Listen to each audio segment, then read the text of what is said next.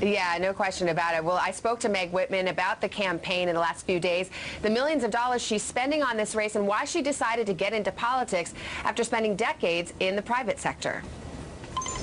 So, in some ways, you seem to be everywhere. Yeah. But do you think the people of California really know you?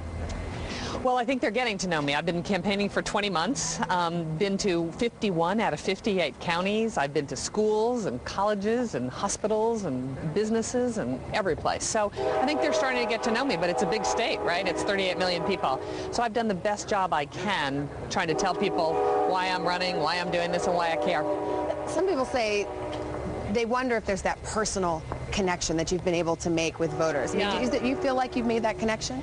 I do think so, and increasingly so. You know, I think I've been now very clear about why I'm running, really, you know, explaining to people that if we don't put Californians back to work, if we don't jumpstart this economy, you know, you hear the stories every day. I see the heartbreak every single day. And so I think people are beginning to understand how I feel about this. They know that I care a lot about this state, and I'm investing a lot of my own money. And you know, people say, gosh, that seems like such a big thing to do, but it's because I care. I just asked your husband, I said, were you surprised when she started talking about politics? I mean, it's a fundamental question. Why do you want to do this? I have lived the California dream in ways I never could have imagined. And now the state's in big trouble. I have a chance to step up and turn this state around. And that's why I'm doing it. You know, we are in a crisis, and someone who deeply understands how to get jobs going again, I think, is exactly what we need. I don't believe that California is ungovernable. We can fix this state. We can turn this state around, but it's going to take a different approach, and it's going to take someone who has a different background. Would you hire someone to be CEO who had no business experience? I would look for someone who had leadership experience, who had experience in what the real problem was. And the real problem here is lack of jobs, and that's what I have experience in.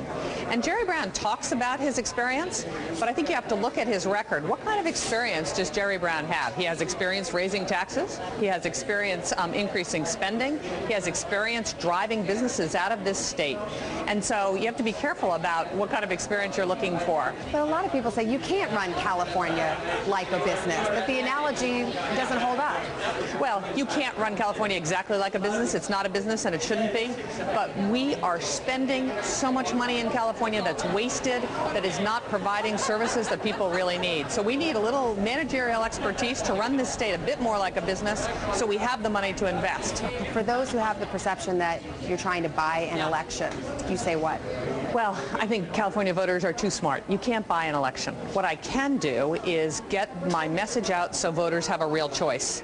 And if I am governor, here's the really good news, is I will go to Sacramento and I will not owe anything to anybody except for the voters of California. It gives me the independence to break free from the stranglehold of the public employee unions.